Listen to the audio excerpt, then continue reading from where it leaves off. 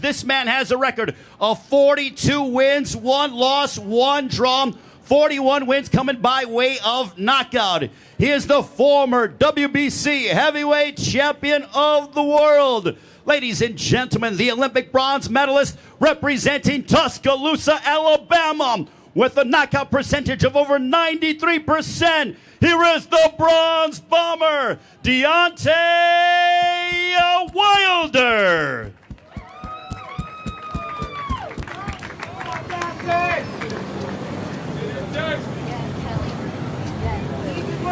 It is great to see the Bronze Bomber, Deontay Wilder, in the house. Ladies and gentlemen, the Bronze Bomber himself, as he takes on Tyson Fury this Saturday night. Deontay, it is great to see you. We've seen the videos, we've seen the photos. You look in the best shape of your life. How are you feeling as you head into Saturday night's colossal matchup? I feel great. I mean, I feel amazing. You know, like I said before, we done broke ourselves down. I'm rejuvenated, reinvented, and I'm ready to go. Saturday night is it's going to be a special night.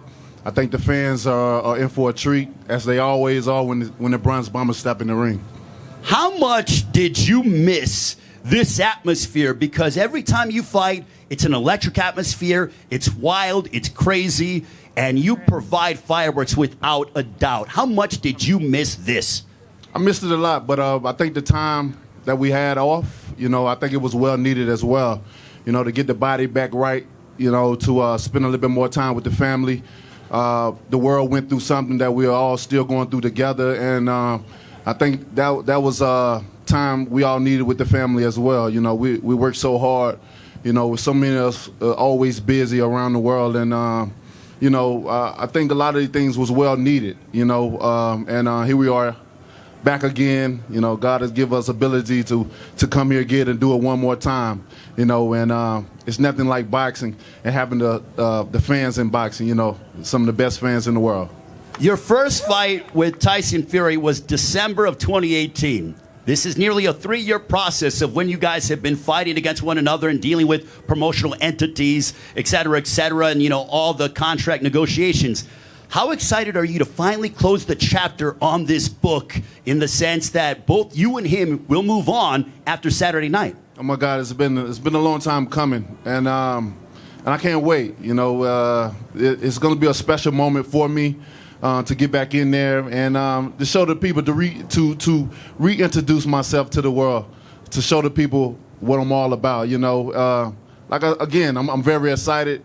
Every time it's the week of the fight, there's always the time where we're like, it's the hardest time because we have to wait. You know, sometimes we get confused what day of the week it is. You know, we're always rushing ahead of the day. I'm like, oh, it's just still Tuesday, or it's just still this and that. You know, but it's gonna be great, man. I'm looking forward to the night. I'm looking forward to the fans and the electrifying. The electricity that's gonna be in the arena, you know, all that I miss, and coming out, seeing all my fans, and on this one special night. Part of that reintroduction is your new trainer, Malik Scott. I've known you for a long time, and I feel like this is the best spiritually and mentally that I've ever seen you over the course of over your 10 years as a prize fighter. Do you believe in that sentiment? Most definitely. That's 100% correct. You know, one thing about it, Ray, I have all my brothers around me. You know, it's something that I never had before. You know, they would come and go. But this point in time, they all is with me. They've been with me from day one, from ever since the last outing to now, nonstop. We've been all together, and it's just been beautiful. When I tell people about that 4-letter word of love, we have that in this camp. And it's no other place or better place to be than around people that really, really loves you and that has your back, and they can look in your face and they say they love you and really, really mean it. Because there's a lot of people that say they love you, but they don't mean it. But when you know, when I have certain people around me and they tell me that, I don't have to worry. I have no doubts. And it's been a blessing to have so many amazing men around me, amazing women around me, and family all together. And this is what makes this moment even more special, because it's not for me, it's for everyone. What does 2-time heavyweight champion of the world mean to you? Man, I think I can say a lot right now, but I think once it happens, I'm gonna have a different feeling. So I'm waiting on that feeling to see what it really gonna mean and what I'm really gonna feel. I'm an energy being, so I always react off of my energy of things. So once I receive that and have my hand raised in the sky, and they say 2-time heavyweight champion of the world, I can tell you after. My last question, I know you're big on visualization. I know you're big on manifesting things. On Saturday night, how you see the fight playing out with you and Tyson Fury in your third fight on pay-per-view? I see me beating them up and then knocking them out. You know, many things that I visualized in the first fight, along with the second. You know, and I didn't execute game plan, but this time around, it's just a different feeling. You know, all the way around. You know, just all the surrounding around me, the atmosphere. You know what I'm saying? Just the energy as a whole. You know, and I'm looking forward to putting on a great performance come October the 9th. You know, and those that's going to be in the arena, they're going to feel the electricity that's in there. And those that can't make it, don't be afraid to click that button on Fox pay-per-view, baby. You don't want to miss it. You better do it now, so says the Bronze Bomber. Now we're going to open up questions from the media real quick. Deontay, we got a couple of media members who have questions. If we go ahead, and by all means, go ahead and speak. Keith Idek, go ahead. Deontay, how you doing? How difficult of a decision was it for you to change trainers, being that Jay had been your head guy for so long? And can you tell us what went into that decision for you? It wasn't a difficult situation at all. I changed trainers soon after the fight. That's how easy it was. And, you know, the people that I have on my team, like I said, is filled with love. So we don't step on each other's toes. And if it's certain decision making that needs to be made, we're all game players. We're able to scramble around.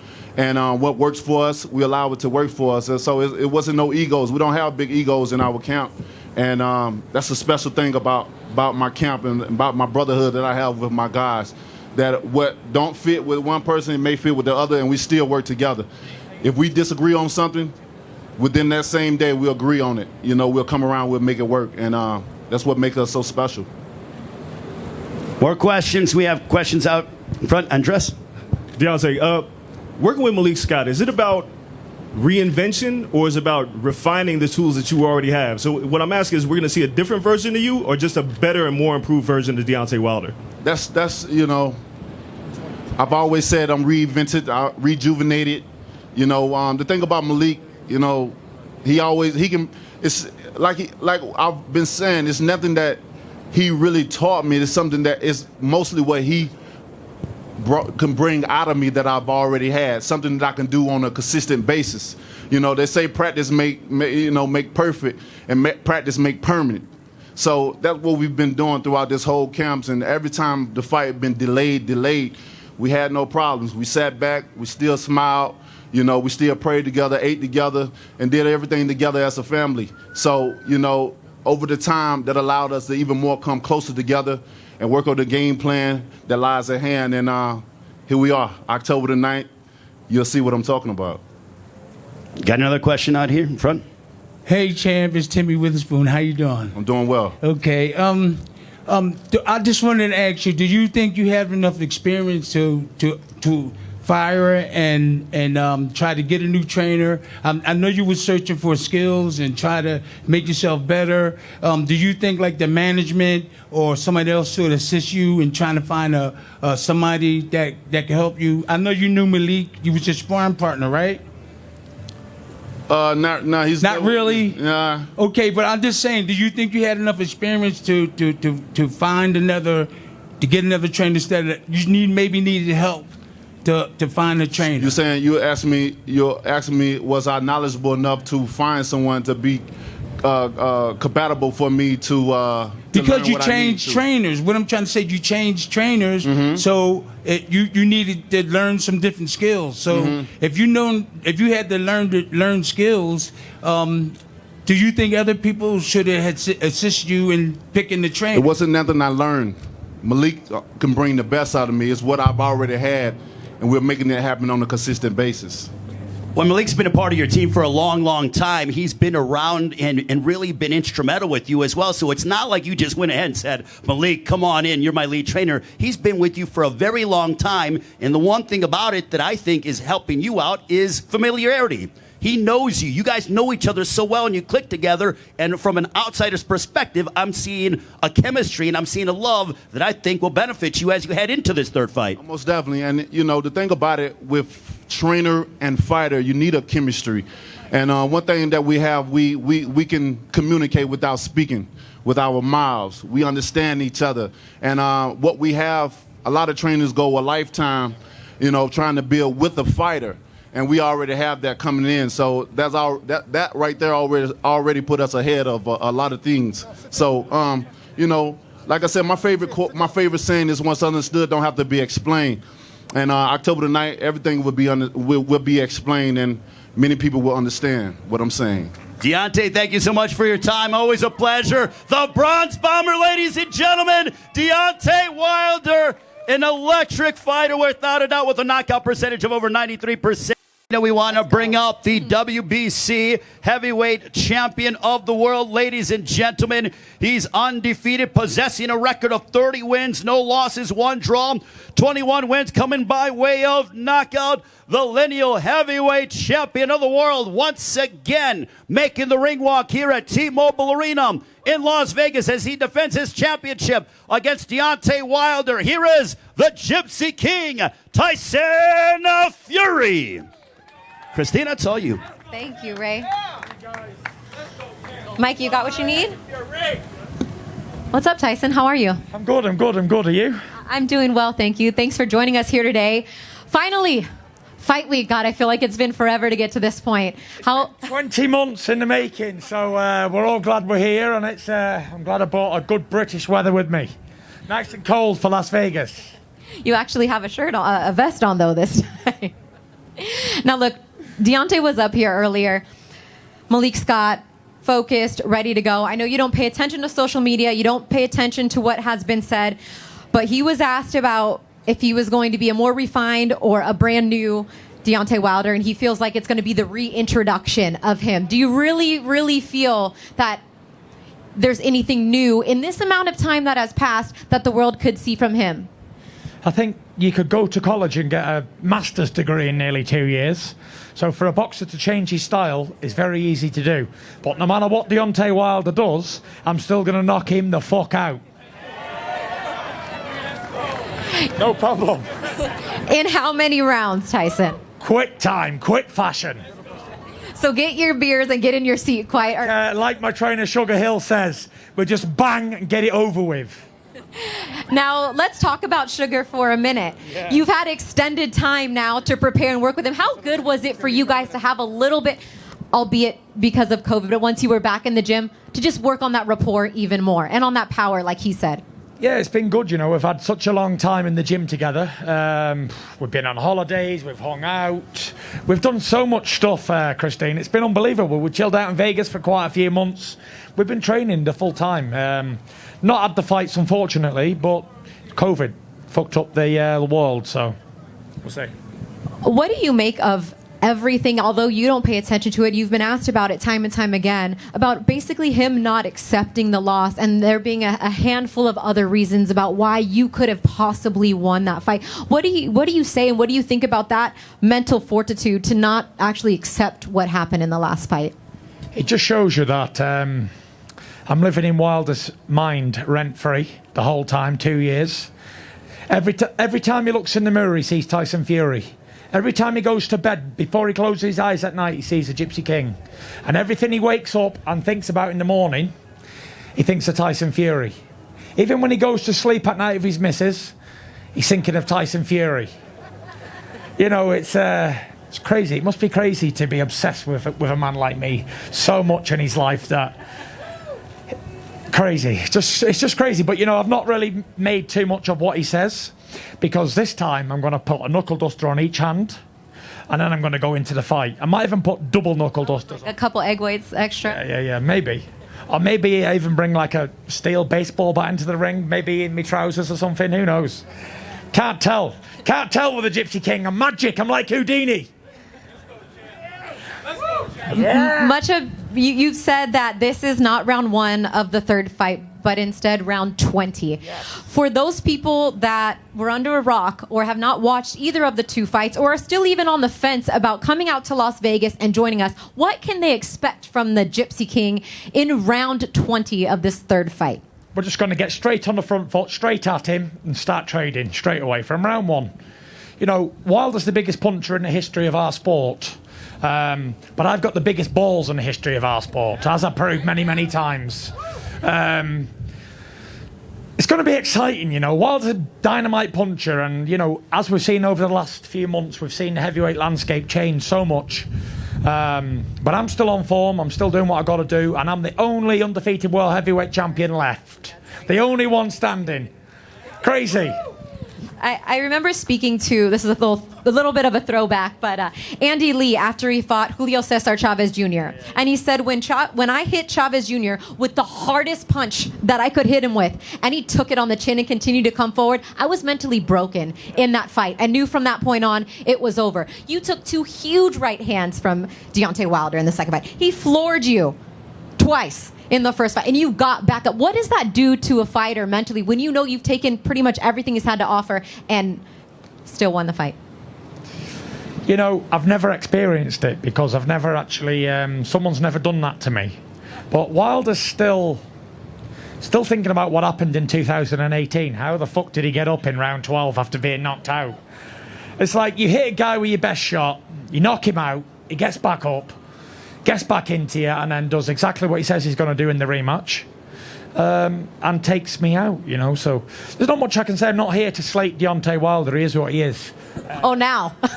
Honestly, I think the guy's a real piece of shit. He's a real piece of work. And nobody or nothing will ever change my mind. When we was first going to fight, I thought he was a decent man, like a family man, you know, doing it for his kids and all that. But now I know he's a real piece of garbage, piece of rubbish. And I'm going to knock him spark out on Saturday night. And I cannot wait to get him in that ring and give him a good hiding, for sure. I might even take it slow with him. I might take it slow and punish him, make him say no mas. Okay, a little no mas in there. All right, we're gonna open it up for the fans, actually for the media to ask some questions. I feel like we're getting close. I know, come over here. Shall we dance, Tyson? Yes, Christina. I would love to dance. Right, where's the DJ? Hit the music. Hit it. You say. All right, we're gonna go. Gareth has a question right here. Go ahead, Gareth. Tyson, do you have to be at least a little cautious that he may have improved in the last 20 months under Malik Scott and Don Howes? I'm really hoping he's improved because I'm here for a fight and I want a challenge. I didn't come all over America and be undefeated for 13 years not to get a challenge, Gareth. You know me. Harder the challenge, the better I fight. So hopefully he comes, and I hope he's 50-60% better than he was last year or the year before, because I know I've got better, and I don't need to get better because there's an old saying, if it's not broke, don't fix it. So we'll see. But I believe I've improved 40% than I was before. So if he hasn't, then he's in for a real beating, for sure. And finally, you have a home here, you're licensed here. He's American, but do you feel like the home fighter? For sure. This is Las Vegas. I was built and born for this. Las Vegas is the home of the Gypsy King, for sure. I mean, look at the outfit. Is he not? Is he not ready for Las Vegas? All right, next question. Right over here. Tyson, do you feel that this is a do-or-die fight for Deontay? A win and his career is done? When I beat him this time, his career's over. Just like if AJ loses again to Usyk, his career's over too. So, yeah, he really needs a win, but he ain't getting it, that's for sure. That's it. Have another question? Right here. Tyson, what weight are you planning on coming in at, and what advantage do you expect that to give you? I'm going to come in at heavyweight, and you know, what do you think, Christina? Like 270-ish, maybe? No, you didn't say that before. 265 is what I said. It's all a guess. Yeah, it was a good guess. Okay. It was a good guess. But listen, it doesn't really matter what weight heavyweight comes in at. Whether he comes in at 210 pounds or he comes in at 310, it's really unimportant, you know. I recently watched a documentary on the great Sonny Liston, and they said he was the first of the real big men. He weighed 215 pounds and he was 6'1". So anybody can knock anybody out in any size. A little man can knock out a big man, as we've seen with David and Goliath all them years ago.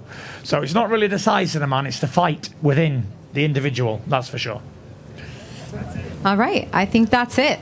Thank you, Tyson, for your time. We really appreciate it. That was quick. That's it. Well, I'm sure they're going to follow you back over here and ask you some more. Give it up for the Gypsy King. You're so welcome. Thank you.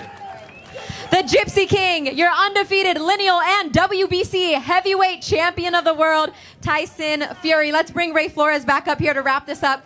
Woo! Well, that's a very focused Tyson Fury. Man, fighting words from both sides. And I think that we talked about the respect from Tyson towards Deontay. I think that's been dispelled in the sense of what he said. He used some expletives that I will not use, but I mean, he obviously, there is no love lost between the two. Nope. And